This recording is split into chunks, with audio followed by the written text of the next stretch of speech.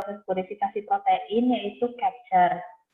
Perkenalkan, anggota kelompok kami ada saya, Afilah Salma, Kak Clara Novia, Kemas Muhammad Hafiz, Nur Elisiani Eksadita, Putri Ari Utami, dan Shelly Zanul Alfiora.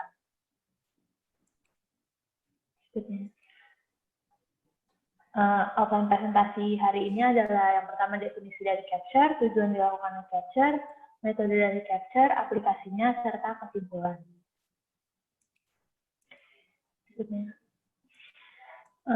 Untuk definisi dari capture sendiri, capture merupakan salah satu dari 3 tahap proses purifikasi protein yang lebih dikenal dengan CIPP atau Capture, Intermediate Purification, dan Polishing.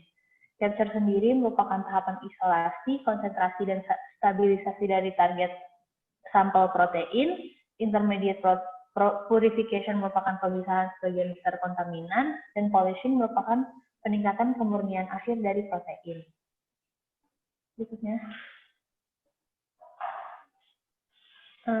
Dalam mengukur performa dari purifikasi protein, terdapat 4 aspek yang dapat diperhatikan. Yang pertama adalah resolusi atau efisiensi dari proses purifikasi untuk mendapatkan hasil yang teliti serta yield yang tinggi dan mendapatkan kemurnian yang maksimal, kapasitas atau jumlah sampel yang dapat dilakukan proses purifikasi, kecepatan dari proses purifikasi, serta perolehan hasil akhir dari purifikasi. Masing-masing tahapan CIPP tadi memiliki parameter performa yang diperhatikan. Nah, untuk capture sendiri, parameter yang diperhatikan itu adalah speed dan capacity. Berikutnya. Nah, untuk pengertiannya itu, capture adalah tahap awal dari purifikasi suatu molekul dari sumber tertentu yang bertujuan untuk mengisolasi, mengkonsentrasikan, dan menstabilkan target produknya.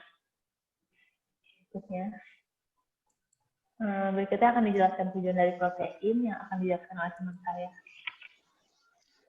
Ya, baik. Saya akan menjelaskan tentang tujuan dari capture protein ini. Yang pertama itu ada rapid isolation.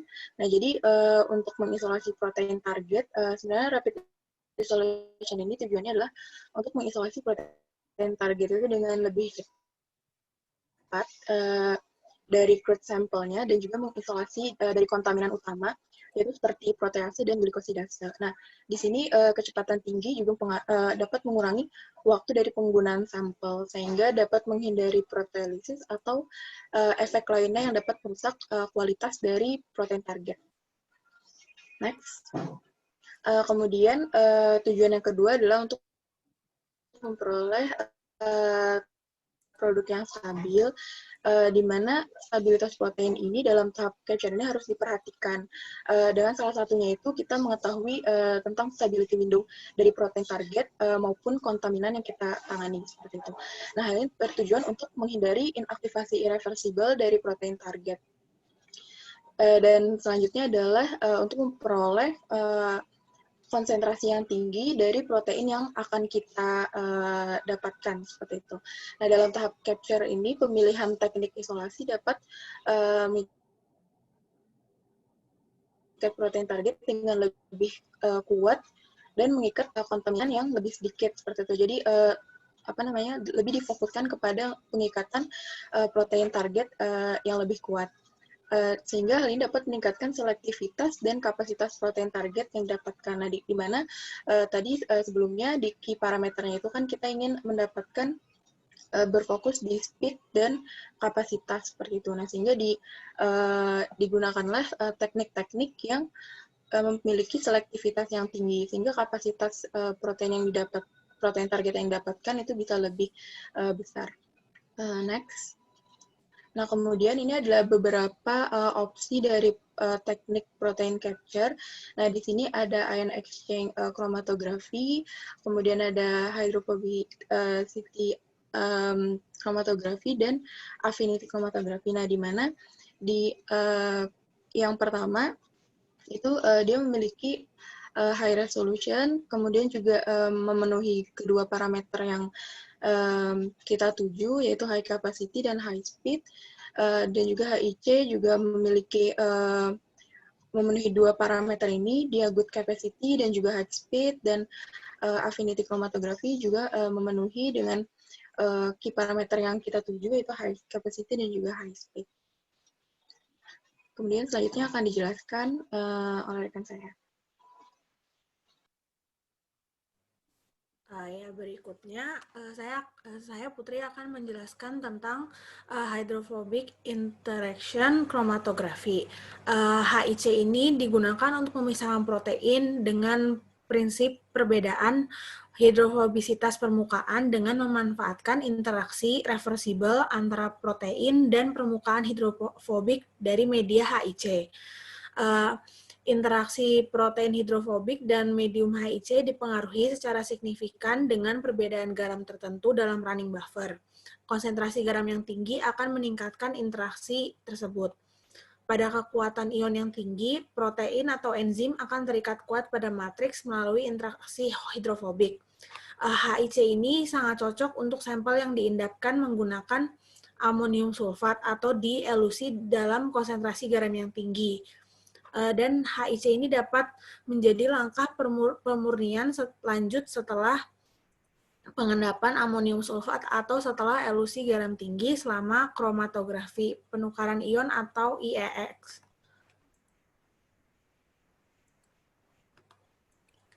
Selanjutnya ini adalah gambaran dari skema HIC. Dapat dilihat bahwa ada hidrofobik ligan di sini dengan konsentrasi buffer dengan garam yang tinggi, dan ada juga hidrofobik protein yang akan terikat di dalam terikat di hidrofobik ligan, dan protein yang kurang hidrofobik akan melewati dan tidak tertempel di ligan pada media HIC. HIC pada tujuan dari langkah capture adalah mengikat protein yang diinginkan dari sampel dengan cepat dan mengisolasinya dari kontaminan kritis seperti protease dan glikosidase. Protein target dikonsentrasi dan dipindahkan ke lingkungan yang dapat mengkonversi potensi dan aktivitasnya. Penghilangan kontaminan kritis juga dapat dicapai dengan optimalisasi kondisi pengikatan. HIC memiliki karakteristik yaitu resolusinya yang baik, cepat, dan kapasitasnya juga tinggi. Aplikasi HIC ini bisa digunakan di partial fractionization atau saat sampel memiliki kekuatan ionik yang tinggi. Media pada HIC biasanya yang digunakan adalah yang bersifat nonpolar seperti Sevarosa fast flow dan Sevarosa high performance. Hydrophobic interaction chromatography sendiri memiliki 4 tahapan secara umum. Yang pertama itu ekuilibrasi, yaitu mengembalikan media ke fase stasioner dengan cara menambahkan garam ke fasa geraknya. Selanjutnya, sample application dan wash yang bertujuan untuk mengikat molekul target dan membersihkan semua bahan yang tidak terikat. Konsentrasi garam yang dipilih adalah yang memberikan pemurnian secara optimal. Selanjutnya ada elusi, yaitu biomolekul dilepaskan dari permukaan hidrofobik oleh perubahan komposisi buffer. Cara yang paling umum adalah mengurangi konsentrasi garam dari gradient buffer. Elusi dapat digunakan untuk memisahkan protein target dari protein terikat. Yang terakhir adalah tahap regenerasi, yang digunakan untuk menghilangkan semua molekul yang masih terikat agar bisa digunakan kembali untuk proses HIC selanjutnya.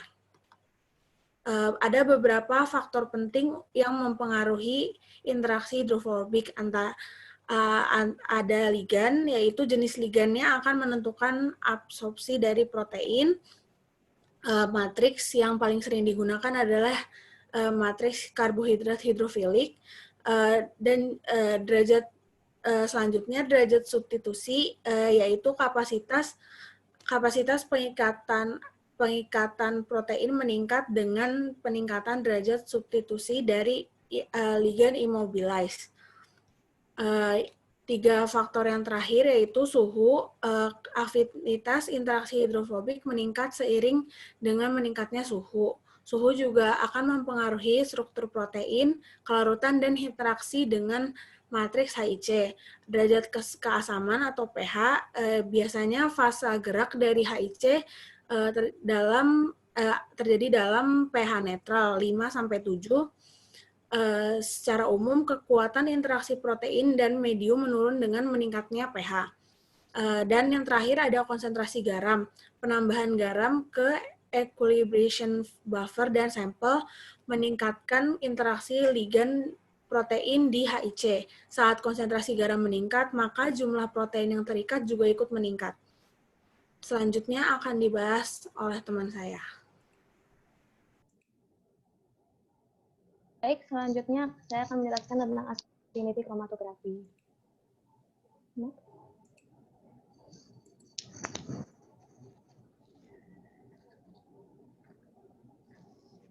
Jadi, affinity chromatografi adalah suatu metode pemisahan protein berdasarkan perbedaan afinitas molekulnya.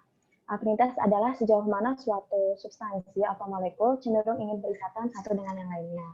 Pertama kali dilakukan penelitian tentang affinity chromatografi pada proses purifikasi protein pada tahun 1968 oleh Kutrasias, dan pada umumnya affinity chromatografi ini digunakan untuk memisahkan protein yang memiliki ikatan spesifik dengan ligannya, seperti biospesifik atau non-biospesifik. Next, Putri. Spesifik interaksi yang terjadi itu seperti enzim dengan substratnya, reseptor dengan ligan, dan protein dengan nucleic acid-nya. Oke, jadi ini adalah komponen dari affinity chromatografi. Jadi di sini nanti ada kolomnya. Kolomnya itu terdiri dari suatu matriks. Matriks ini harus mempunyai syarat-syarat, yaitu chemically inert, mempunyai flow yang bagus, sama mempunyai functional group untuk berikatan dengan ligannya. Jadi nanti di sini ligannya itu berikatan dengan matriksnya. Ligan ini disesuaikan sama sampel yang akan ditargetkan. Jadi ligan tertentu akan berikatan dengan sesuatu sampel yang tertentu sesuai dengan ikatan afinitasnya. Nah, contoh-contoh matriks yang digunakan bisa agarose, polyacrylamide, polystyrene, selulose, atau silika. Next. Ligan dibagi menjadi dua kategori, yaitu monospesifik ligan sama grup spesifik. Untuk monospesifik ligan itu, dia mempunyai struktural atau biologikal yang sangat erat dengan target molekulnya. Sedangkan kalau grup spesifik itu, dia akan berikatan, mempunyai affinity yang dekat sama grup proteinnya atau protein yang dalam satu grup. Contohnya, misal ligan protein A atau protein G, dia akan berikatan dengan imunoglobulin G. Heparin akan berikatan sama coagulation factor, lipoprotein, lipases, nucleic acid, binding enzim. Jadi mereka akan berikatan dengan suatu grup tertentu yang sesuai sama ligannya. Dan biasanya untuk sisi komersialisasi, biasanya mereka akan lebih menjual ligan dengan karakter grup spesifik. Next. Bagaimana sih proses purifikasi protein menggunakan affinity chromatografi? Jadi yang pertama adalah kita harus tahu sampel targetnya. Sebenarnya kita mau mengambil protein apa. Kemudian disesuaikan dengan ligannya. Kita memilih ligan yang bisa berikatan dengan target yang kita butuhkan. Yang kedua, ligan tersebut akan menempel pada suatu matriks. Sampel dialirkan pada suatu matriks, dalam suatu kolom. Kemudian ketika dicuci, sampel yang tidak dibutuhkan atau komponen-komponen yang tidak dibutuhkan akan terbuang, sedangkan target akan berikatan dengan ligannya. Setelah proses tersebut, dilakukan proses elusi untuk mengambil target sampel dari ligannya. Dan penggunaan ligan atau elution ini bergantung pada protein yang akan dipisahkan. Next. Contohnya seperti ini. Jadi ketika kita akan mempurifikasi suatu antibody atau antigen spesifik, kita akan menggunakan ligan antigenic peptide dan dia akan berelusi dengan free peptide. Terus ketika kita akan purify DNA binding protein, kita akan menggunakan ligan heparin dan akan berelusi dengan high ionic strength. Next. Berikut merupakan contoh beberapa penelitian penggunaan affinity chromatografi untuk verifikasi protein yang pernah dilakukan oleh Santos pada tahun 2005. Beliau menemukan suatu protein WSMUL yang larut pada air dari tanaman kaktuk, biji kaktuk yang diinhibisi oleh fruktos. Kemudian melanjutkan penelitian sebelumnya pada tahun 2009, Cleo melakukan isolasi protein tersebut menggunakan affinity chromatografi, menggunakan suatu kolom yang sudah komersil, yaitu sheeting column, dan menunjukkan adanya aktivitas larvasida terhadap larva Aedes aegypti.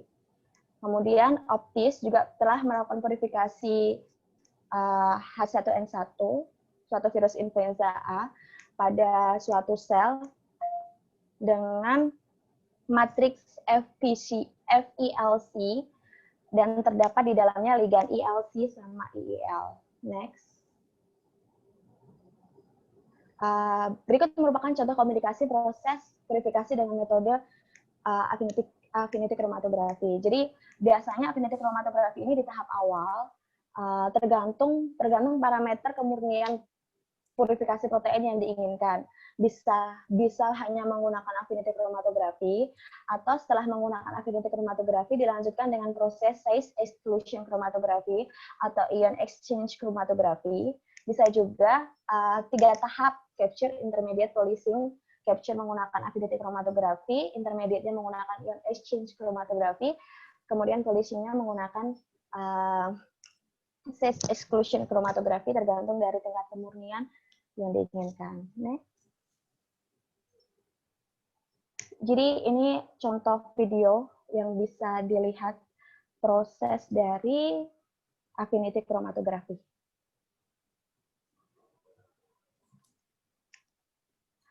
Oke, jadi ini di kolomnya sudah ada matrik dan ligan, kemudian dimasukkan suatu sampel, dan ligan hanya akan sampel target hanya akan menempel pada ligan tertentu. Ligannya itu kan. Other molecules are washed away. Next, to disassociate the molecule of interest from the ligand, a buffer with different ionic strength or pH is passed. Nah, ini hanya menggunakan elusi tertentu sesuai sama ligand, and the molecule is obtained in the pure form. The molecule of interest can also be detached from the ligand by using a competitive inhibitor. The competitive inhibitor can further be removed by dialysis or by changing the pH or the ionic strength. Let's see different examples of ligand and the molecule of interest that can be purified with affinity chromatography. AMP can be used for the purification of NAD-dependent dehydrogenase and some kinases. ADP can be used for the purification of NADP-dependent dehydrogenases. Calmodulin for the purification of calmodulin-binding enzymes. Ebidin can be used for the purification of biotin-containing enzymes. Metals such as nickel can be used for the purification of proteins that have a histidine tag. Lysine can be used for the purification of rRNA. Oke, untuk penjelasan metode selanjutnya akan dijelaskan oleh rekan saya mengenai ion exchange chromatografi. Akan membahas metode ketiga dari capture, yaitu ion exchange chromatografi. Jadi, ion exchange chromatografi atau biasa disingkat IEX itu prinsipnya memisahkan protein berdasarkan perbedaan muatan untuk menghasilkan pemisahan tingkat tinggi dengan kapasitas kolom yang besar. Pemisahan bisa dilakukan berdasarkan interaksi reversibel antara protein bermuatan dan media yang bermuatan berlawanan. Nah, untuk IEX terdapat 2 jenis, yaitu cation exchange atau anion exchange. Jadi, sebelumnya kita bahas dulu di IEX itu, ada yang namanya fase diam atau stationary phase. Itu dia adalah solid, resin solid, yang biasanya itu polimer seperti selulosa, agarasa, atau polimetakrilat. Nah, stationary phase ini nanti sifatnya itu akan bermuatan, dan sebelum dia tergantikan oleh protein yang bermuatan, dia itu punya namanya counter ion. Lalu ada fase gerak. Fase gerak itu sebenarnya sampel yang akan kita pisahkan. Nah, sampel ini dibuat larutan dengan buffer yang pH-nya tertentu tergantung kita mau memisahkan berdasarkan prinsip cation exchange atau anion exchange. Next. Nah, ini bagaimana cara kita memilih metode cation exchange atau anion exchange. Jadi, seperti yang telah dijelaskan di kelompok sebelumnya, protein itu kan bersifat amphoter, artinya dia bisa bersifat asam, bisa bermuatan positif atau negatif, tergantung pH-nya. Nah, ketika kita membuat buffer pH-nya itu di atas isoelectric point. Isoelectric point itu kan keadaan di mana protein itu muatannya 0 atau zero charge. Ketika pH-nya itu di atas isoelectric point, maka protein itu akan bermuatan negatif, sehingga kita bisa menggunakan metode anion exchange. Nah, sebaliknya jika kita memberi yang pH-nya itu di bawah isoelectric point, maka protein itu akan bermuatan positif, sehingga kita dapat menggunakan cation exchange.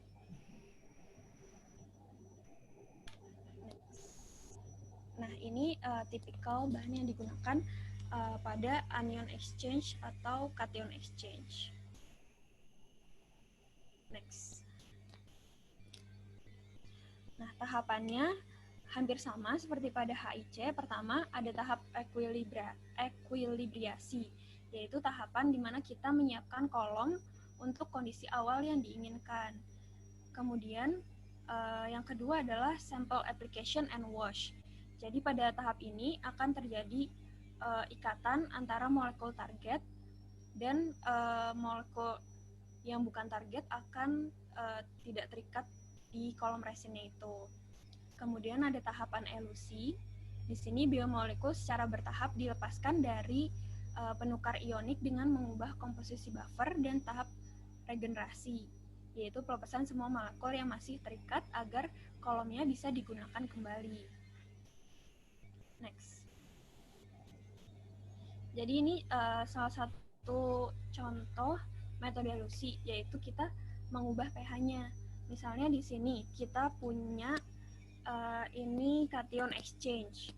Jadi yang warna biru itu adalah protein of interest kita yang muatannya positif. Jadi ini ceritanya kita menggunakan cation exchange.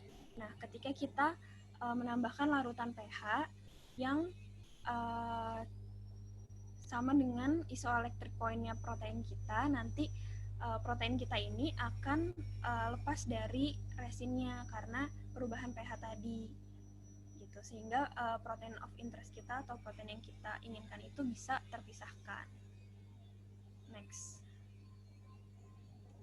Nah, yang kedua itu ada dengan cara menambahkan larutan garam. Nah, ketika kita menambahkan larutan garam, nanti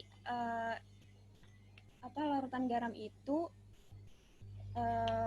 konsentrasinya tuh akan ditingkatkan secara perlahan-lahan atau gradually. Nah, nantinya garam ini akan berkompetisi untuk terikat di resin dan menggantikan protein-protein yang terikat di resin itu sebelumnya. Jadi protein itu kan side chain-nya itu kan beda-beda. Ada yang terikat dengan kuat, ada yang terikat dengan lebih lemah, tergantung berapa banyak binding group yang terikat di resinnya itu. Jadi protein yang binding groupnya itu lebih sedikit akan keluar lebih dulu dari kolomnya gitu. Next. Ini ya, perkenalan kembali, saya Kemas. Jadi saya di sini menyimpulkan dari presentasi kami hari ini, Jadi beberapa poin yang wajib diingat dari seluruh presentasi tadi adalah proses capture bertujuan untuk mengisolasi, konsentrasi, dan stabilisasi target protein. Jadi memang pertama untuk perolehan proteinnya dulu, makanya tadi parameternya yang diutamakan itu di speed dan capacity. Jadi belum menuju resolusi, belum untuk penghilangan impurity-nya, tapi lebih ke perolehan proteinnya dulu untuk persiapan kromatografi pada tahap berikutnya. Kemudian capture dilakukan dalam 4 tahap biasanya, kestabilan atau equilibrium, aplikasi sampel, elusi, dan regenerasi. Jadi dari 3 tahapan yang kita punya, yang HIC, hydrophobic interaction, affinity, maupun ion exchange, itu tiga-tiganya memiliki kesamaan tahap, yaitu pertama kestabilan dulu untuk persiapan pengikatannya, itu mempersiapkan ligan ataupun mediumnya atau penambahan garam untuk peningkatan interaksi ioniknya. Dan baru habis itu aplikasi sampel di mana nanti ligan akan mengikat protein. Elusi tadi bisa dilakukan bisa berupa salting out atau penurunan konsentrasi garam untuk menurunkan interaksi ion dan melepaskan target-target yang tidak untuk melepaskan target-target yang tidak dibutuhkan, protein yang tidak dibutuhkan. Dan yang terakhir itu regenerasi, di mana protein yang kita butuhkan dilepaskan dari ligan sehingga ligan dapat digunakan kembali. Nah, untuk perbedaannya, yang paling penting adalah intinya untuk hydrophobic interaction itu prinsip kerja interaksi hydrophobic protein dengan ligan. Jadi cukup dari sifat hidrofobik protein sama hidrofobik ligannya nanti akan berinteraksi dengan penguatan interaksinya menggunakan konsentrasi garam. Untuk affinity itu dari sifat afinitas, dan yang ion exchange itu dari keasaman dan ionnya juga. Jadi kalau yang affinity itu lebih spesifik, dia untuk grup protein ataupun protein tertentu, sedangkan kalau yang HIC lebih umum, tapi kalau yang IX itu digunakan tergantung muatan proteinnya gitu, dan yang ingin dituju, dan nanti baru ditentukan prosesnya ikatan kation maupun anion. Jadi untuk penentuan prosesnya perlu diidentifikasi dulu sifat protein yang diinginkan. Kurang lebih begitu kesimpulannya. Next. Ya, sekian presentasi dari kelompok kami. Dikembalikan kepada Pak Sahlan untuk mungkin ada teman-teman yang mau bertanya. Terima kasih. Oke.